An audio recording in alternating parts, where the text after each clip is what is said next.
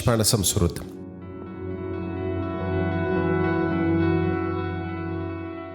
بیا د کک را پارېدلي وسوسې دي، ولولې دي پټې پټې تلوسې دي، نابللي میلمنې بیا لیونی کړ، په یوه شپه کې یې جوړ ترې بل سړی کړ. کک د نوي احساساتو په ټال زانګي، د ملکې زرینې ښکلا لوټلی، یو ځل بیا یې زړه نری نری تخنیږي. دا زړګی څه بلهوسه ملامت دی، کله دلته کله هلته میینیږي. د ګلبویي د بیلتون غم لا تازه دی، چې د بلې په پیکۍ پورې زنګیږي. خو دا ځل خبرې نورې کیسې نورې، تش مین د زرینې په ښکلا نه دی، دغې پیغلې په روح کې ویښه کړې.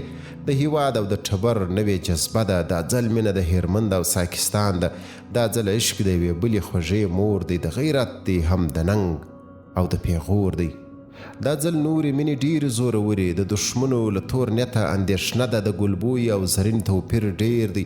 شهزادګۍ و بلهوسه دروغجنه پوهه لږه کبرجنه په زړه سخته، خو ملکه زرینه په سیاست پوهه، د ټبر په درد درمنه لږ مغروره، د هیرمند په اوبو وتې ملا تړلې، د ساکانو د یووالي ارمانجنه. زرینه یوازې ښکلې پیغله نه ده، زرینه یوه هوښیاره ملکه ده. ښایي دا به جاذبه د ګډ ټبر وي، ښایي دا به وي خپلوي د ګډې وینې. ګلبویه په وینه بل څوک و پردی و، د مینې او د وینې څه توپیر دی. ما ګمان کړ چې ډېر لوی انسانیت دی، په دې منځ کې به د وینې خپلوي نه وي، قومیت به انسانیت کې نه ځایېږي، عشق به نه پېژني پولې د خپلویو.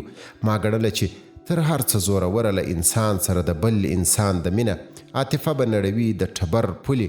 ما ویل هر انسان به ګران پر بل انسان وي، هی ارمان چې داسې نه ده داسې نه ده، هر انسان د خپل ټبر تر نورو ګران دی. دا مې ولیدل چې څنګه یوه پیغله ځاروي تر خپلو ګټو خپله مینه، قرباني کړي خپل مین تر خپل هیواد، وژني خپل عاطفه د ټبر مخته.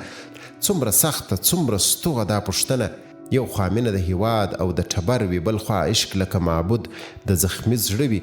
د دې دواړو ترمنځ کوم یو را اخلي؟ ګلبویي پکې هیواد و ټبر واخیست، اورې پورې د خپل زړه په دنیاګۍ کړ. زه یې وشړلم زړه او حافظې نه، خو زرینه خدای زده راغله له کوم ځایه، یو ناڅاپه یې بدل زما جهان کړ. زه یې وویستم له پوچې دنیاګۍ نه، زه یې راویستم له ځانه بیرته ځان ته، خوبولی لیونی او مستانه وم.